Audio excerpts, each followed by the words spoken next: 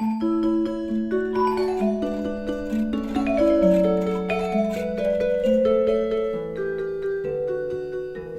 question de Martine de Saint-Martin-le-Château. Monsieur le conservateur, j'ai lu dans Voici que le blaireau était un plantigrade, tout comme l'ours.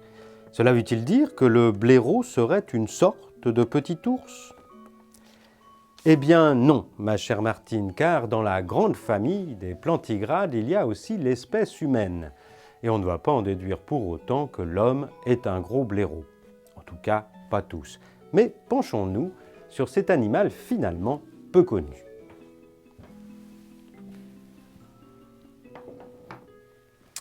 Le blaireau est un animal trapu et court sur pattes. Il est donc parfaitement adapté à la conduite d'une Porsche ou d'une BMW notamment.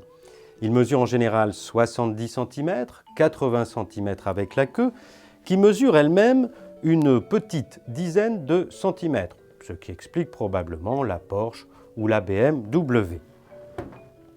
Le blaireau a longtemps été décrit comme un animal territorial et très solitaire, alors qu'en fait, il n'est pas rare de rencontrer en groupe au congrès annuel de la Fédération nationale des chasseurs notamment, ou alors en masse sur les plages de la Côte d'Azur au mois d'août.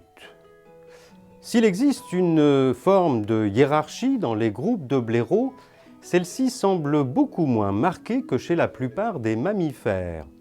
On peut dire en somme que chez les blaireaux, tout le monde est un petit peu chef de quelque chose.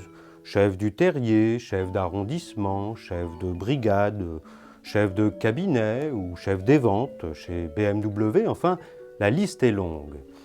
On peut citer quelques blaireaux célèbres, notamment Louis Blaireau, l'illustre aviateur français qui le premier a franchi la Manche le 25 juillet 1909, ou encore le fameux blaireau de Ravel.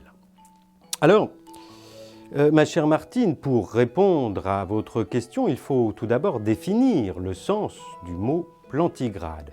Plantigrade consiste en fait en une façon de marcher en posant la totalité de la plante du pied sur le sol, à contrario du rhinocéros qui lui est un gros ongulé, mais ça, personne n'osera jamais lui dire en face.